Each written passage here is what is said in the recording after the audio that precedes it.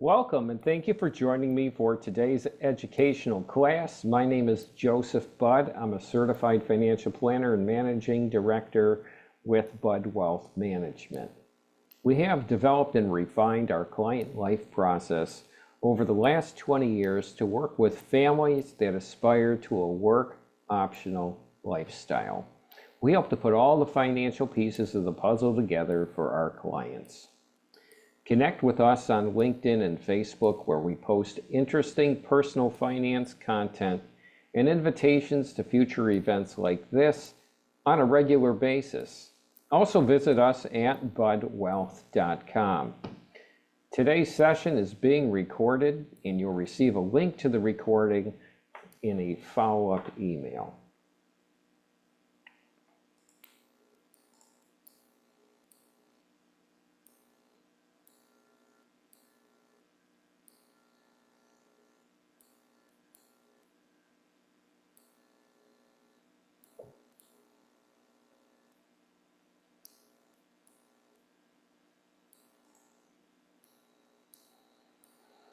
Thank you for taking time out of your schedule to be here today.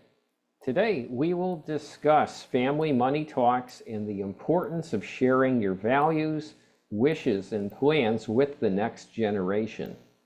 This could include children, nieces, nephews, and or younger mentees or beneficiaries in your life. In today's seminar, you'll learn what a family money talk is. It's just not about money. How to engage in productive conversations about wealth, and how to invite next generations into the dialogue.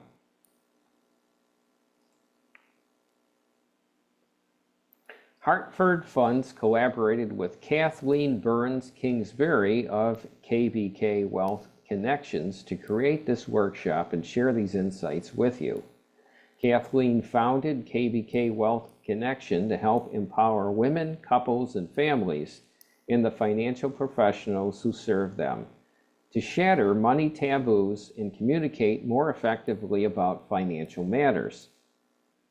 Kathleen hosts the award-winning Breaking Money Silence podcast and is the author of several books, including Breaking Money Silence, Shatter Money Taboos, Talking Openly About Finance, and Live a Richer Life. What is your favorite family recipe?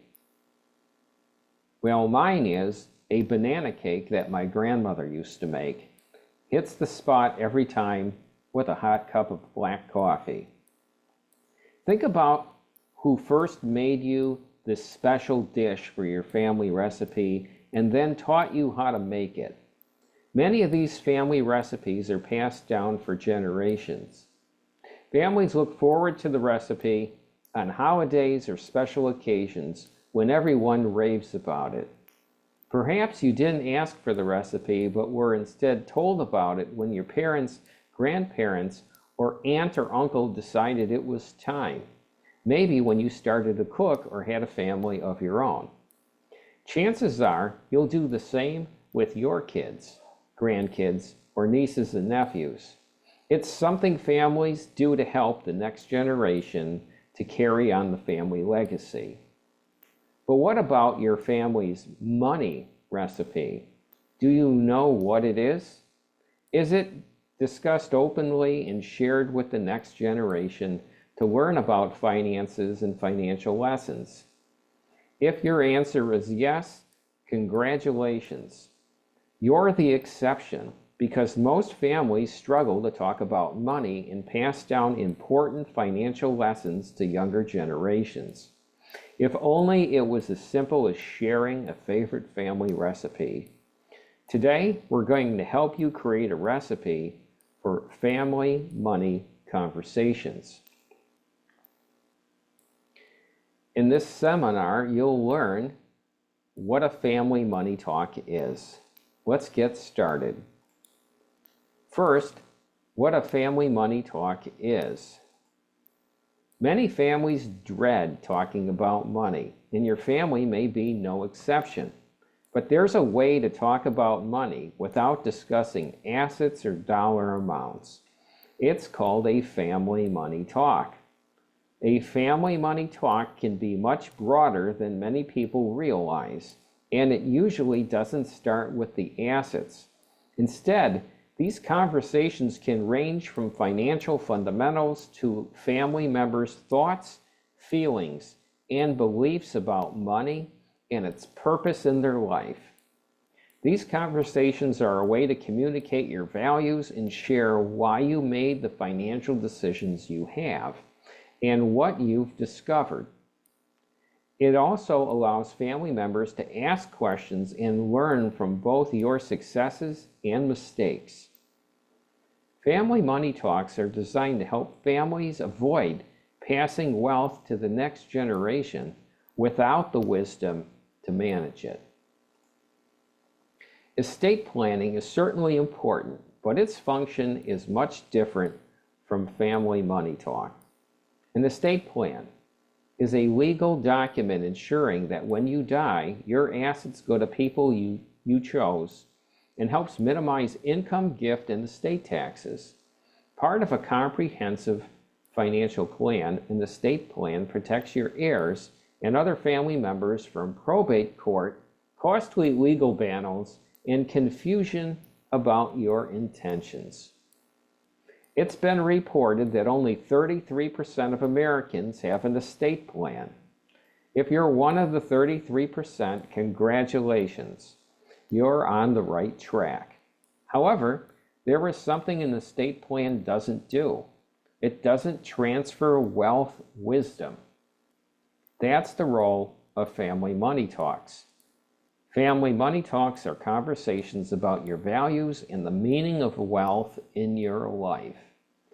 They include teaching the next generation to be financially savvy and responsible so that when the time comes, they can sustain family wealth across generations.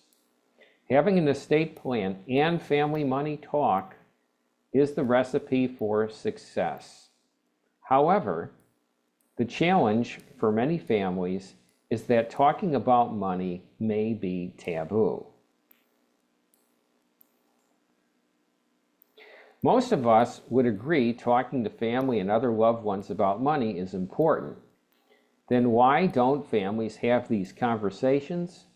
Oftentimes, it's the money talk taboo. 67% of affluent Americans having $3 million or more in investable assets haven't talked to their children or will never talk to them about their wealth. This leaves the next generation unequipped to inherit wealth and manage it responsibly. It's tempting to avoid family money talks, especially if you are raised with money talk taboos, but this can be dangerous. One reason is that it puts family wealth at risk. Maybe you heard the adage, the first generation makes it, the second generation spends it, and the third generation blows it. Believe it or not, research shows it's often true. 70% of families lose wealth by the second generation, and a whopping 90% of families lose wealth by the third generation. It's not surprising that if money conversations aren't taking place, that this is the result. Without the wisdom to manage it, an inheritance may be spent quickly without any means of recovery. Even worse, families may implode with members fighting amongst each other, going to court, or no longer speaking to one another. Still, why do families hesitate to talk about money, even privately among themselves? Myths are partly to blame. There are many common myths that contribute to family, specifically parents, not talking to their children about money, and here are just 3 of them. The next generation will become unmotivated and entitled. We'll lose control over our finances. It'll change our relationship. Well, the first one, our children will become unmotivated and entitled. The fact is, family are an opportunity to instill a good work ethic and appreciation for financial success in our children. If we're silent, we lose that opportunity. Myth number 2, we'll lose control of our finances. While losing control is a common worry as we age, the purpose of family money talk is to not hand over the reins of our financial lives. As a parent, you get to choose what you want to share and when you want to share it. The conversation isn't about relinquishing your power. Instead, it's about communicating your values, wishes, and hopes for the future. And our last myth here, it'll change our relationship. Again, if wealth conversations focus solely on assets, then it could impact your relationship. But that's not what money talks are for. Now let's look at the truth about having family money talks.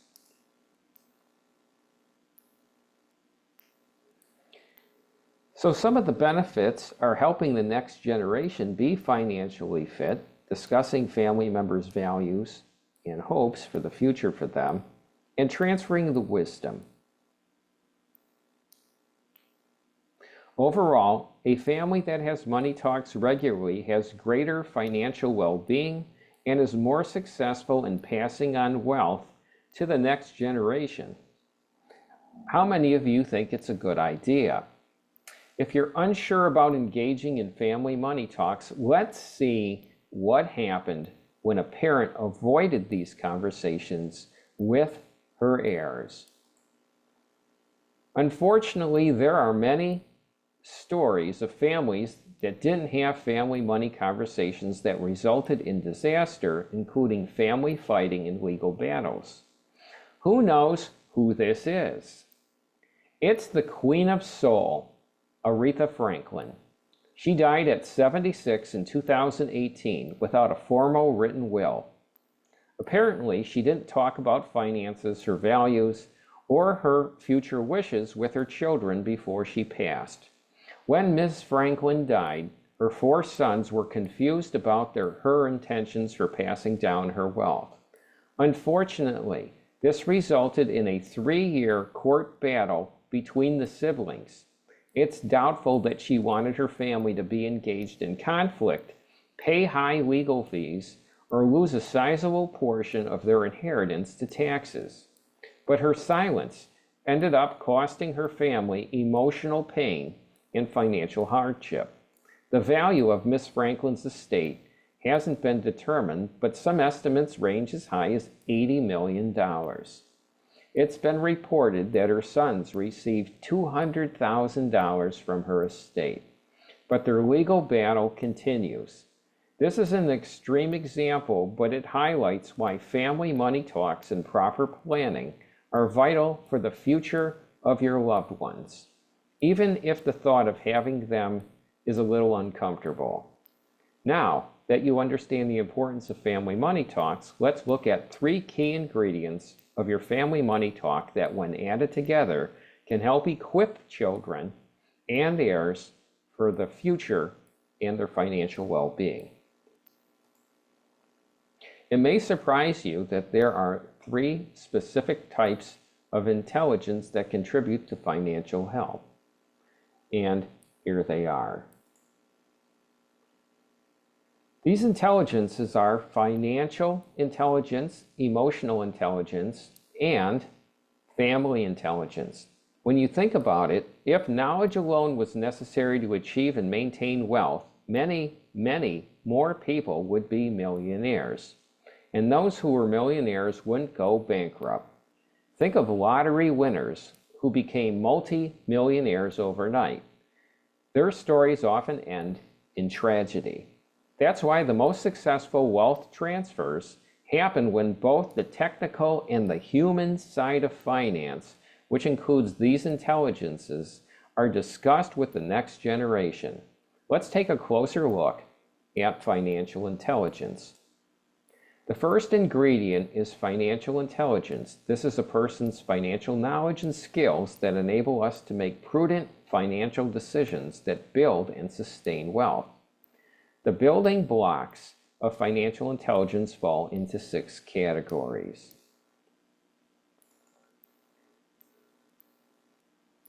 Saving, investing, spending, giving, managing debt, and budgeting.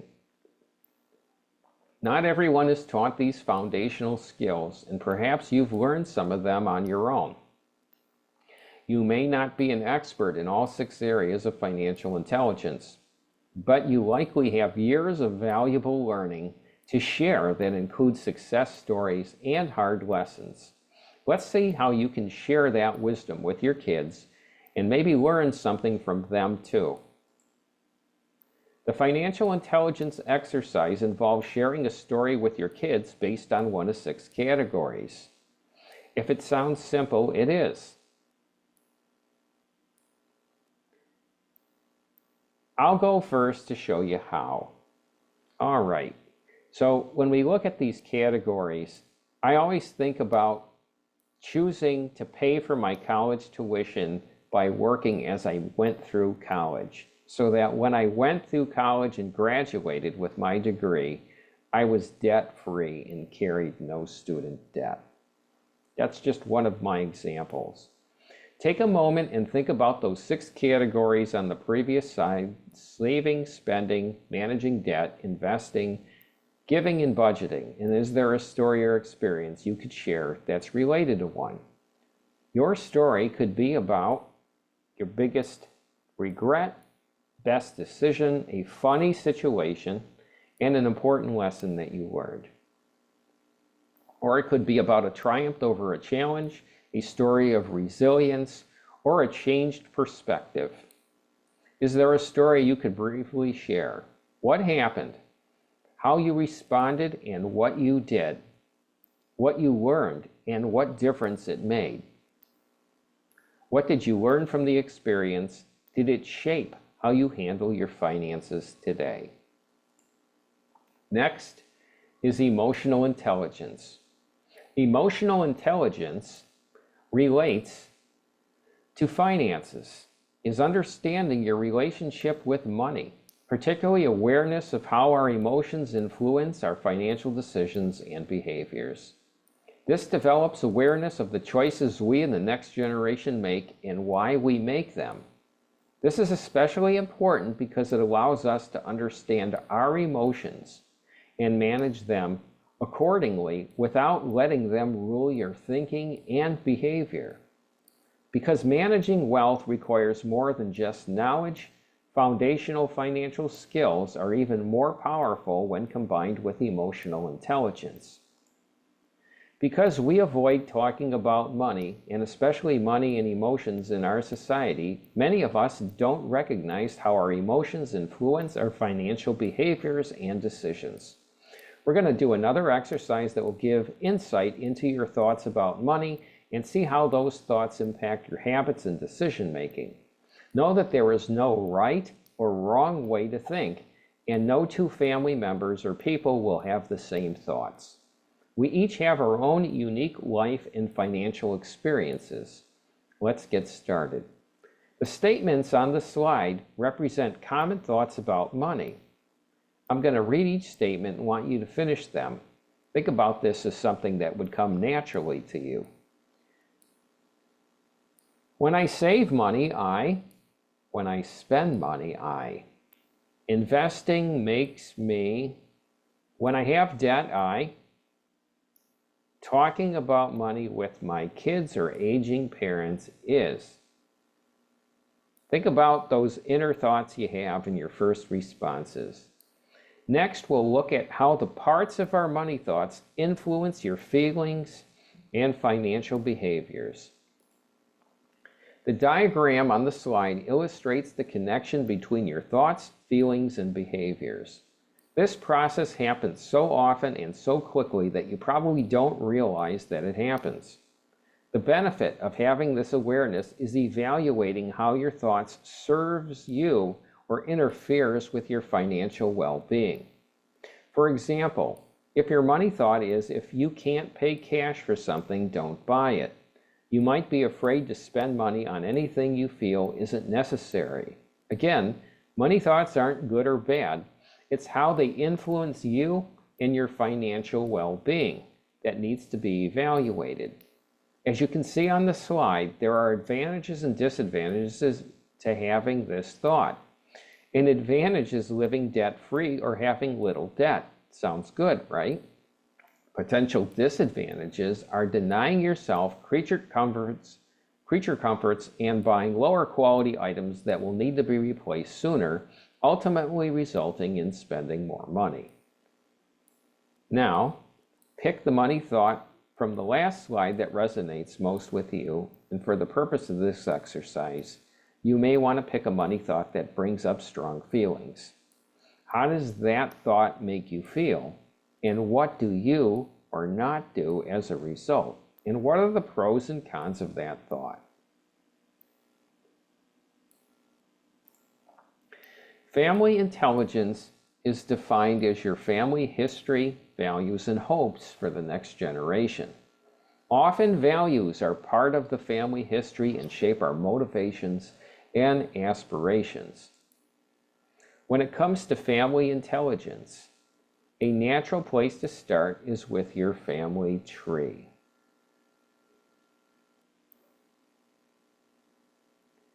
Our relationship with money doesn't just happen on its own. It's largely influenced by our family history. When you were young and growing up, you heard messages about money, observed things about money, had experiences with money, and if you were lucky, were taught how to manage money. All these observations and experiences influence how you think, feel, and act around money as an adult.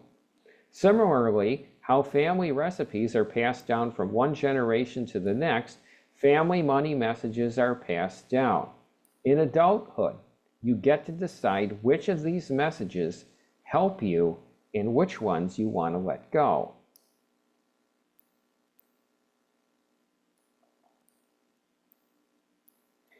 One outcome of the family tree effect involves values. That's the focus of our next exercise. Another aspect of family intelligence is identifying and discussing family values. Often values are part of the family history that give context to money beliefs and behaviors. Let's do our last exercise. Scan the list of core values, writing down any that represent what's important to you, and take 2 minutes to think about it and go with your gut. Your first response is always the right one. There are no right or wrong answers.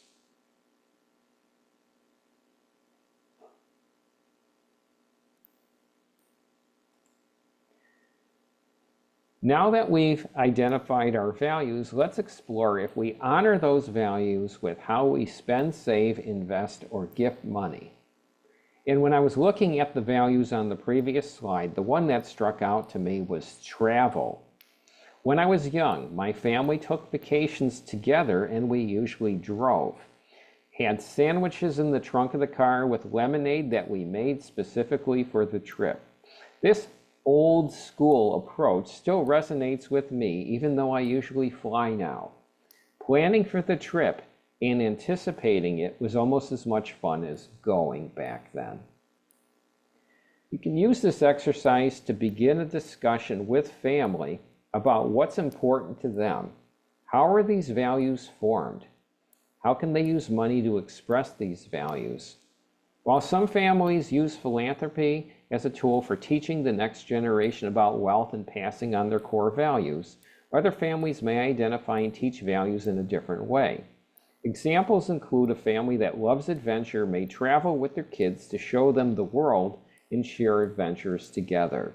Or a family that is spiritual may attend services together and take an active role in their spiritual community. Talking about values is a non-threatening way to begin a productive family money talk. Now that you understand what a family money talk is and the 3 types of intelligence you want to instill in the next generation, let's look at how you can use this information to start a family money talk with confidence. By the way, we have a workbook that contains the information and the exercises we've already covered, as well as these action steps in more detail. So don't worry about trying to remember everything.